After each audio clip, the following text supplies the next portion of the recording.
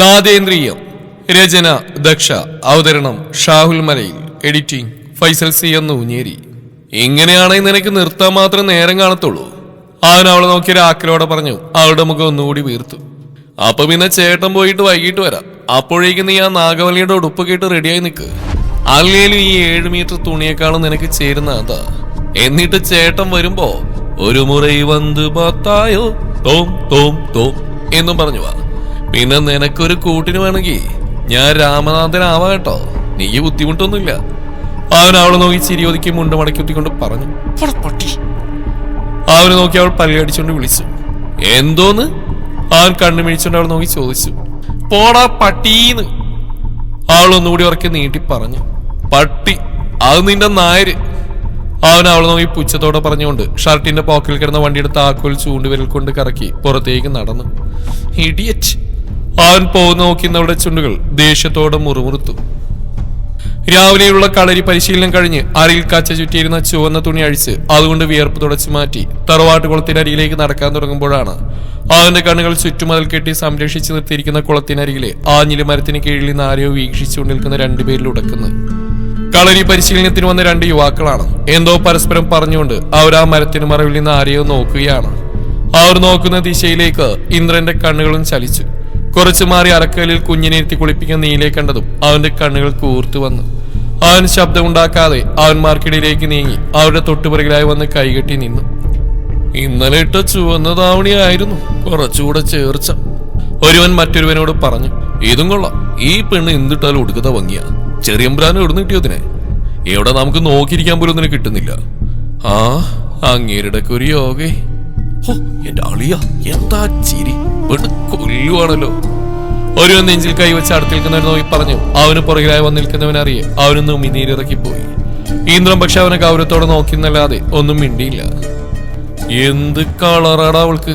പൊന്നിന്റെ നിറം എന്നൊക്കെ പറയുന്നത് കേട്ടിട്ടുണ്ടെങ്കിൽ നേരിട്ട് കാണുന്ന ഇപ്പോഴാ. ആ ഇടുപ്പിലൊന്ന് തൊട്ടു നോക്കാൻ കൊതി തോന്നുകടാ. അവൻ മുന്നിൽ കുഞ്ഞിനെ മുകളിലേക്ക് ഉയർത്തിയപ്പോൾ ചെറുതായി കണ്ട അവളുടെ ചെറിയ ഇടുപ്പിലേക്ക് നോക്കിക്കൊണ്ട് അടുത്ത് നിൽക്കുന്നവനോട് പറഞ്ഞതും നടുമ്പുറത്തേക്ക് തന്നെ ഒരു ചവിട്ടിയിട്ട് അവൻ മുന്നിലേക്ക് വീണ ഒരുപോലെയാണ്.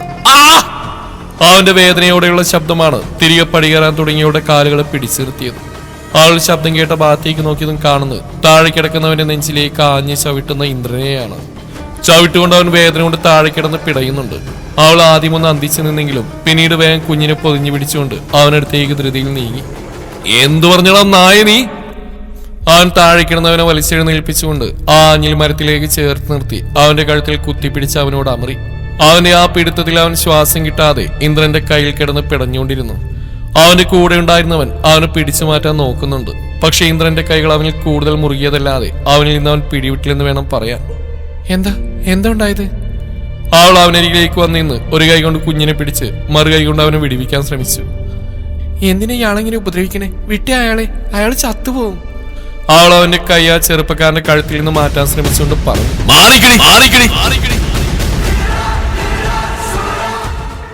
അവൻ അവളെ നോക്കാതെ മുരണ്ടുകൊണ്ട് പറഞ്ഞു. പക്ഷെ അവളത് അനുസരിക്കാൻ പോയില്ല. കുഞ്ഞിനെയും കൊണ്ട് അങ്ങോട്ട് മാറിക്കിടി പുല്ലേ! അവന്റെ ശബ്ദം അവൾക്ക് നേരെ ഉയർന്നു. അവൾ അവന്റെ കൈ വിട്ട് കുറച്ച് മാറി നിന്നു.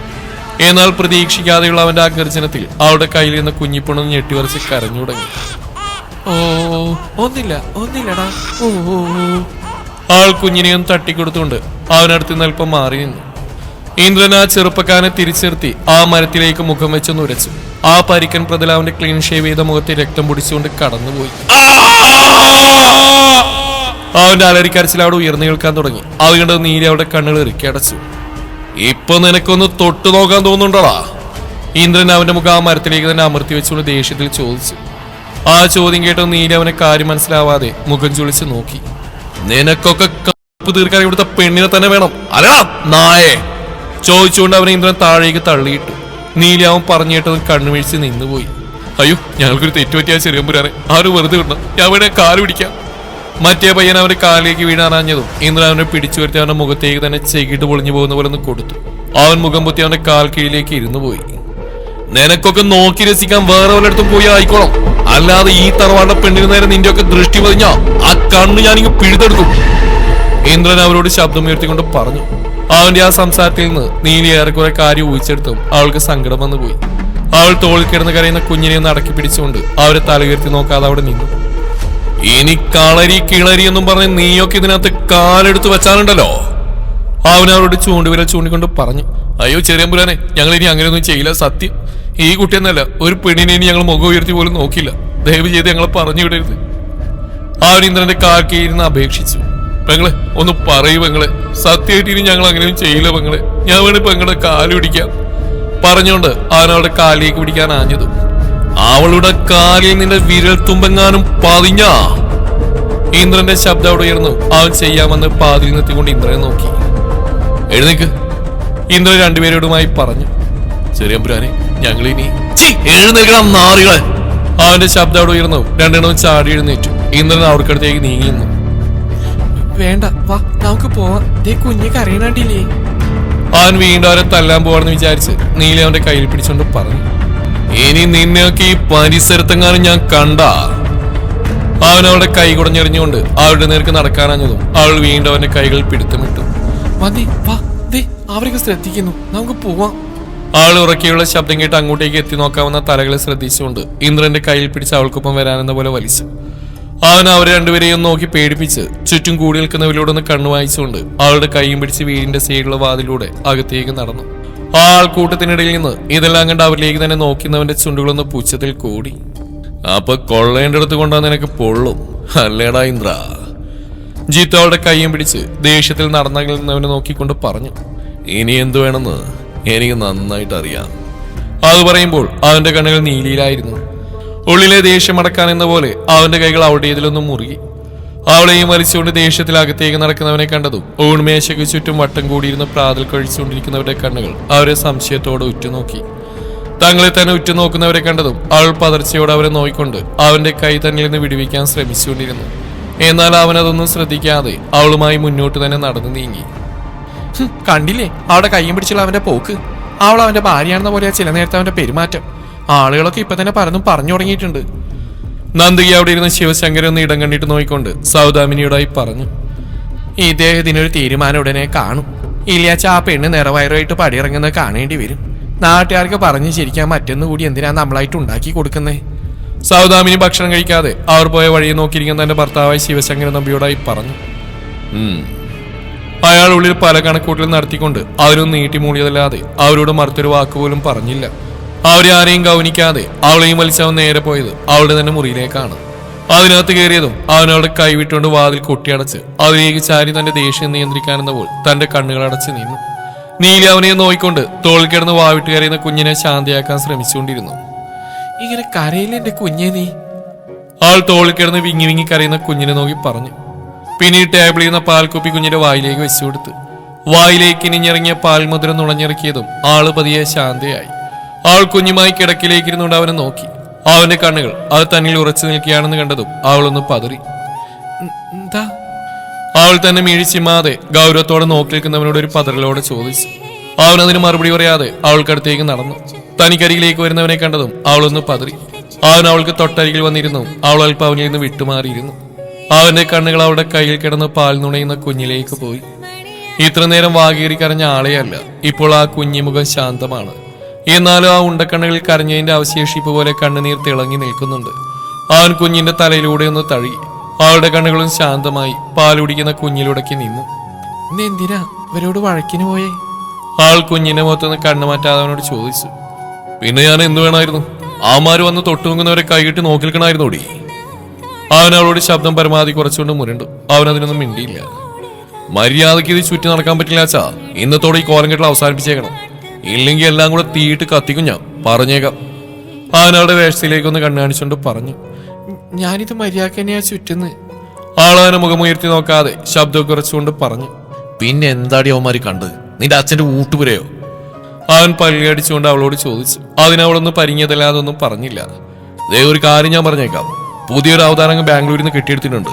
അതിന് മുന്നിലെങ്ങാനും മാതിരി കോലം കെട്ടി പോയിന്നാലുണ്ടല്ലോ, അവന്മാര് വാവുകൊണ്ട് പറഞ്ഞവൻ ചെയ്തു കാണിക്കും.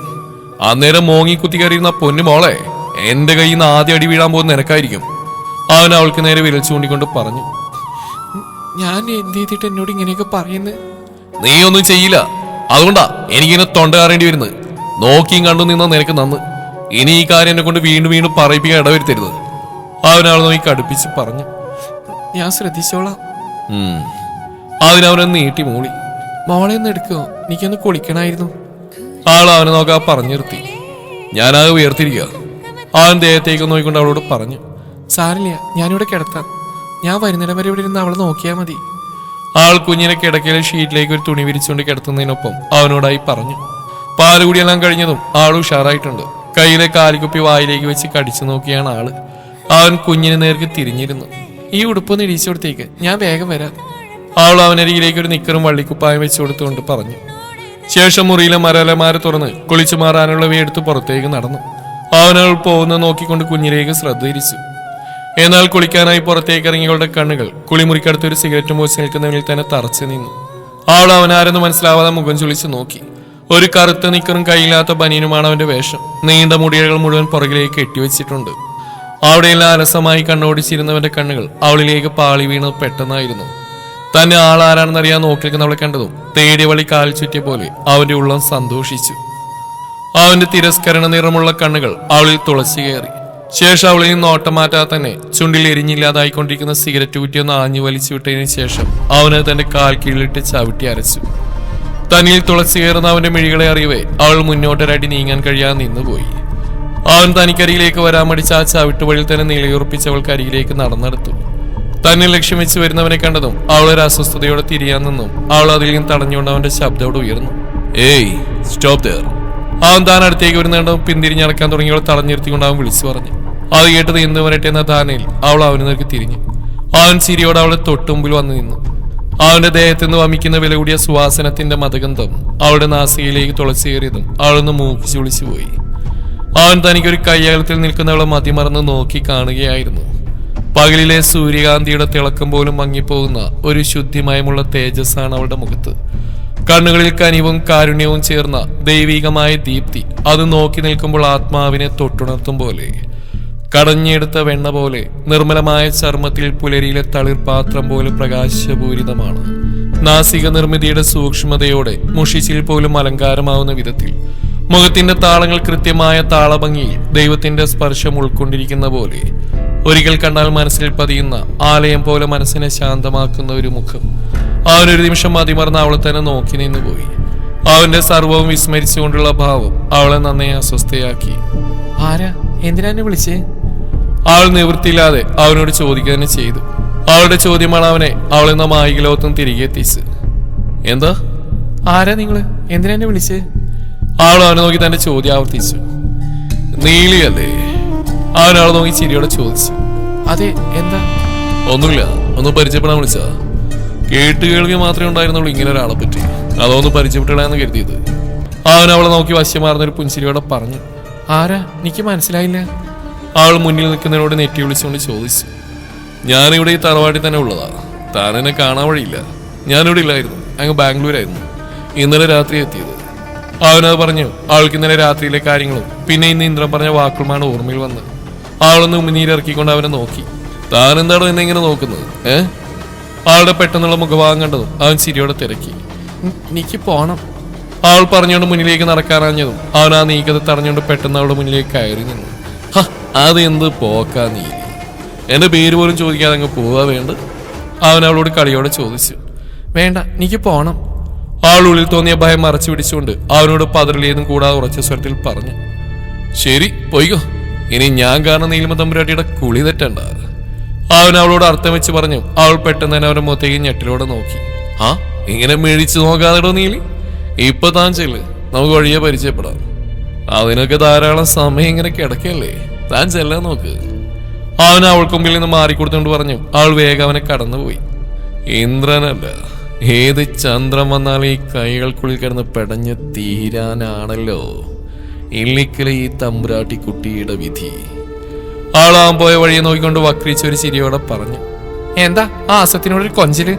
തനിക്ക് പുറകിൽ നിന്നുള്ള ശബ്ദത്തിൽ അവനും തിരിഞ്ഞു നോക്കി. ഗൗരവത്തോടെ തന്നെ നോക്കി നിൽക്കുന്ന അമ്മയെ കണ്ടതും അവനൊന്ന് കുടിലതയോടെ ചിരിച്ചു. അമ്മയുടെ ശത്രുവിനൊന്ന് പരിചയപ്പെട്ടാ ഞാൻ. അവൻ അവരെ നോക്കി ചിരിയോടെ പറഞ്ഞു. അവളെ എനിക്ക് കണ്ണിന് കണ്ടുകൂടാ എന്ന സത്യ. പക്ഷെ അവളുടെ പേരൊരിക്കൽ എന്റെ ശത്രുക്കളുടെ പട്ടികയിൽ ചേർക്കപ്പെട്ടിട്ടില്ല. ആ ഇന്ദ്രന്റെ വാക്കിനനുസരിച്ച് തുള്ളുന്ന കാണുമ്പോൾ ഇഷ്ടക്കേട്, അതാ എനിക്ക് അവളോടുള്ളത്. അല്ലാതെ നീ കരുതും പോലെ എനിക്ക് ശത്രു തോന്നാൻ മാത്രം അവളിലൊന്നും ഇല്ല. നന്ദിക്ക് തന്റെ മകനോട് കാര്യങ്ങൾ വ്യക്തമാക്കി. ഇൻട്രസ്റ്റിംഗ്. അമ്മയ്ക്ക് അവളോട് ശത്രുതയിലായിരിക്കാം, പക്ഷെ എനിക്ക് അങ്ങനെയല്ല. ഇന്ദ്രൻ, അവന് വേദനിക്കണമെങ്കിൽ ആ പോയവൾക്ക് നോവണമെന്ന് ഇന്ന് ഞാൻ മനസ്സിലാക്കി. നാൽപ്പാട്ട ഇളമുറ തമ്പുരാന്റെ പ്രേമവാചിനിയാ ആ പോയവള്. അതുകൊണ്ട് ഇനിയുള്ള എന്റെ നീക്കങ്ങളെല്ലാം അവളെ ഉൾപ്പെടുത്തിക്കൊണ്ടുള്ളവയായിരിക്കും. അവനൊരു വക്രിയ ചിരിയോടെ പറഞ്ഞു നിർത്തി. നീ എന്ത് ചെയ്താലും വേണ്ടില്ല, ആ കുഞ്ഞിനെ ഇവിടെ അവനിൽ നിന്ന് അകറ്റിയിരിക്കണം. ഇവിടെ ഈ തറവാട്ടിൽ അവന് സന്തോഷം പകരുന്ന ഒന്നും വേണ്ട. അതിപ്പോ ഒരു മുട്ടുസൂചി ആണെങ്കിൽ കൂടി എന്റെ മോൻ അനുഭവിക്കേണ്ടവയാ അവനൊരു തടക്കി പിടിച്ച് വെച്ചിരിക്കുന്നത്. അവന്റെ തള്ള ചത്തൊടുങ്ങിയപ്പോ ആ കൂട്ടത്തിൽ അവനങ്ങ് ചത്തിരുന്നെങ്കിൽ എത്ര നന്നായേനെ. അവർ ചുണ്ടുകൂട്ടി ചിരിച്ചോണ്ട് തന്നെ മകനോട് പറഞ്ഞു. അമ്മ നോയിക്കോ, അവന് കിട്ടിയിൽ വെച്ച് ഏറ്റവും വലിയ അടി തന്നെ ഞാൻ കൊടുക്കുന്നുണ്ട്. അതോടെ അവൻ ആട്ടപ്പടലും നിലം പറ്റും. അതിനുള്ള ചന്ദ്രഹാസം അവനായി തന്നെ നീ കൊണ്ടുവന്നിട്ടുണ്ട്. നീലി, അവളിലൂടെ വേണം അവന് നിലംപരിശാക്കാൻ. അവൻ അവളുടെ പൂമേനിയുടെ മാർദ്ധവം അനുഭവിച്ചറിയുന്ന നിർവൃതിയോടെ കണ്ണുകൾ അടച്ചുകൊണ്ട് അവരോട് പറഞ്ഞു. ഏട്ടാ, ഞാനൊരു 100 വട്ടം പറഞ്ഞു, എനിക്ക് ഇനി പഠിക്കാനൊന്നും പോണ്ട. ഞാനിവിടെ ഏട്ടനെ സഹായിച്ച് നിന്നോളാം. എനിക്കിപ്പോൾ ഒരു സഹായിയുടെ ആവശ്യമില്ലെന്ന് ഞാനും 100 വട്ടം നിന്നോട് പറഞ്ഞു. മേഘൻ പറഞ്ഞോട് ഒരു പടലപ്പഴം കുട്ടിച്ചങ്ങന്റെ വായിലേക്ക് വെച്ചു കൊടുത്തു. ഏട്ടൻ എന്നൊക്കെ പറഞ്ഞാലും ശരി, ഞാനിനി തിരികെ അങ്ങോട്ടില്ല. അവൻ വാശി പിടിച്ചോണ്ട് പറഞ്ഞു. എല്ലാം എന്റെ തെറ്റാ. നിന്റെ താളത്തിനൊത്ത് തുള്ളി തുള്ളി ഇപ്പൊ എന്റെ വാക്ക് കേൾക്കാൻ നിനക്ക് പറ്റാണ്ടായി. നിന്നോട് ആനയെ മേയ്ക്കുന്ന കാര്യം നല്ലല്ലോ ഞാൻ പറഞ്ഞു, പഠിക്കാനല്ലേ. അത് നിന്നെ കൊണ്ട് പറ്റില്ലാച്ചാ പിന്നെ എനിക്കൊന്നും പറയാനില്ല. ആനയെ മേയ്ക്കണമെന്ന് അതിൽ എത്രയോ ഭേദ. അവൻ ആരോട് നില പറഞ്ഞു. എടാ ശശി! അത് കേട്ടതും മേഘന ആനപ്പാപ്പനായ ശശിയെ നീട്ടി വിളിച്ചു. എന്താ തമ്പുരാൻ കുഞ്ഞേ? അവൻ മേഘനടുത്തേക്ക് വന്നിരുന്നുകൊണ്ട് ഭവ്യതയോടെ ചോദിച്ചു. ആ തോട്ടിയും കോലും ദേ ഇവന്റെ കയ്യിലേക്ക് കൊടുത്തേക്ക്. എന്നിട്ട് താൻ നാളെ തൊട്ട് ഇവൻ തന്നെ കൂടെ കൂട്ടിക്കോ. കാര്യങ്ങളൊക്കെ എന്റെ അനിയൻ കുട്ടിനൊന്ന് കണ്ടുപിടിക്കട്ടെ. പുസ്തകത്തിലെ പഠനമേ നിനക്ക് ബുദ്ധിമുട്ടുള്ളൂ, ഇതാവുമ്പോ അതില്ല. നാളെ തൊട്ട് കുട്ടിച്ചങ്ങനെ ചെറിയ പാപ്പനായി എന്റെ മോൻ ചാർജ് എടുത്തോ. എന്താ? ആരോടുത്തിരുന്ന മുണ്ടൊന്നും മടക്കി കുത്തിക്കൊണ്ട് രുദ്രനെ നോക്കി പുരികം പൊക്കി ചോദിച്ചു. അത് പിന്നെ പെട്ടെന്ന് പറ്റില്ലെന്നെങ്ങാനൊരു വാക്ക് നിന്റെ വായിന്ന് വീണ നിന്റെ കവാലക്കുറ്റി നോക്കി ഒന്ന് പൊട്ടിച്ചതിന് ശേഷേ ബാക്കി ഞാൻ പറയൂ. മേഘൻ തന്റെ മുമ്പിൽ പരിങ്ങൽക്കുന്നവനെ നോക്കി പറഞ്ഞു. ഏട്ടാ! അവൻ ദയനീയമായി മേഘനെ വിളിച്ചു. നടക്കില്ല മോനെ രുദ്രനാഥ, നിന്റെ ഒരടവിന് എന്റെ അടുക്കൽ നടക്കില്ല. നിനക്കിനി പഠിക്കേണ്ടെന്ന് പറഞ്ഞ സ്ഥിതിക്ക് നീ ഞാൻ പറഞ്ഞ് ചെയ്തേ വെക്കൂ. ഇല്ലെങ്കിൽ നേരത്തെ ഞാൻ പറഞ്ഞ പോലെ ഈ സുന്ദരമായ മുഖത്ത് ഞാൻ എന്റെ കൈപ്പത്തി കൊണ്ട് അസലൊരു മുദ്രണം ചാർത്തി തരും. ആ തനിക്ക് മുമ്പിൽ നിഷ്കളങ്ങനെ പോലെ നിൽക്കുന്നവരെ നോക്കി ചിരിച്ച മുഖത്തോടെ കാര്യമായി പറഞ്ഞുകൊണ്ട് തിരിഞ്ഞടക്കാൻ ആഞ്ഞതും. തമ്പുരാൻ കുഞ്ഞെ, എനിക്കൊരു കാര്യം പറയണ്ടായിരുന്നു. ശശി അവന് മുന്നിലേക്ക് വന്നിരുന്നോട് ഒരു പരിങ്ങക്കളിയോടെ കാര്യം അവതരിപ്പിച്ചു. എന്താടാ? മേഘൻ ഗൗരവപൂർവ്വം അവനോട് തിരക്കി. അത് തമ്പുരാൻ കുഞ്ഞെ, ഇപ്പൊ ഉത്സവ സീസണൊക്കെ അല്ലേ, അപ്പൊ പല അമ്പല കമ്മിറ്റിക്കാരും കൂട്ടിച്ചങ്കരൻ. നിർത്ത് നിർത്ത്! അവനെയാളെ ബാക്കി പറയാൻ അനുവദിക്കാൻ കയ്യോർത്തി തടഞ്ഞു. തന്നോട് ഞാൻ ഒരിക്കൽ പറഞ്ഞതാ, ഇവനെ ഞാനിങ്ങനെ കൊണ്ടുനടക്കുന്ന കണ്ട അമ്പലക്കാർക്ക് എഴുന്നള്ളിച്ചുകൊണ്ട് നടക്കാനല്ലാന്ന്. എന്റെ അച്ഛനുള്ള കാലം തൊട്ട് അങ്ങനെയൊന്ന് ഈ തറവാട്ടിൽ നടന്ന് ഞാൻ കണ്ടിട്ടില്ല, ഇനി കാണാനും പോകുന്നില്ല.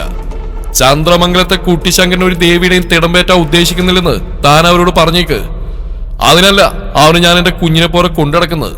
ചന്ദ്രമംഗലത്തിന്റെ മുറ്റത്ത് ഇവനിങ്ങനെ നിറഞ്ഞു നിൽക്കുന്നതിൽ പല ഒരു സന്തോഷം എനിക്ക് വേണ്ട. എടുത്താ പൊങ്ങാത്ത സാധനങ്ങളും വെച്ചിട്ട് ആ ബഹളങ്ങൾക്ക് നടുവിൽ ഇവനെ നടതള്ളി വരണമെങ്കിലേ എന്നെ ഈ മേഘനാഥനെ തെക്കോട്ടെടുക്കണം. എന്റെ ചെറുക്കനെ കണ്ടിട്ട് ഇവരൊരു ദേവിയുടെ എഴുന്നള്ളി നടത്താൻ ഉദ്ദേശിക്കണ്ടെന്ന് താൻ അവരോട് പറഞ്ഞേക്ക്.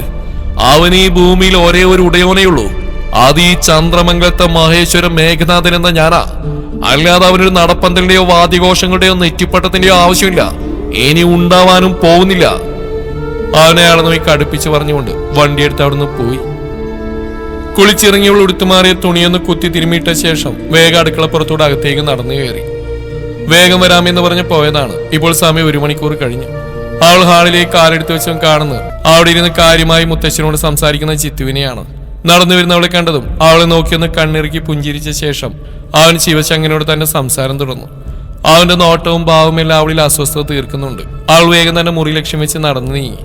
വാതിൽ തുറന്ന് അകത്തേക്ക് കയറി കാണുന്നത് ഉറങ്ങിക്കിടക്കുന്ന കുഞ്ഞിനരികിൽ കട്ടിലേക്ക് ചാരിയിരിക്കുന്ന ഇന്ദ്രനെയാണ്. അവളെ കണ്ടത് അവൻ അവളെ ഒന്ന് അടിമുടി നോക്കി. ഒരു പച്ച നിറത്തിലെ ചുരിദാർ അണിഞ്ഞു വന്ന് നിൽക്കുകയാണ് ആള്. അരയോളമുള്ള മുടി മുഴുവൻ തല കുളിച്ചത് കൊണ്ട് തോർത്തിൽ ചുറ്റി വെച്ചിട്ടുണ്ട്. അമ്പലത്തിൽ നേദിക്കുന്ന നല്ല പാൽപ്പായസത്തിന്റെ നിറമാണ് പെണ്ണിന്. ഇട്ടിരിക്കുന്ന കരിമ്പച്ച നിറത്തിലെ വസ്ത്രത്തിൽ അതിങ്ങനെ എടുത്ത് കാണിക്കുന്നുണ്ട്. എന്താ? അവന്റെ ഇരുത്തിയുള്ള നോട്ടം കണ്ടതും അവൾ അവനെ നോക്കി പരിഭ്രമത്തോടെ ചോദിച്ചു. നീ എപ്പോ പോയതാടി ഇവിടുന്ന്? ഇത്ര നേരം നീരാണ്. നീ ആര്? ജലകന്യകയോ? അവനോട് എഴുന്നേറ്റ് അവൾക്കടുത്തേക്ക് വന്നിരുന്നുകൊണ്ട് ശബ്ദം കുറച്ച് ചോദിച്ചു. അത് അയാൾ പിടിച്ചു വെച്ചു. ആൾ അവനെ നോക്കാതെ പറഞ്ഞു. ആര്?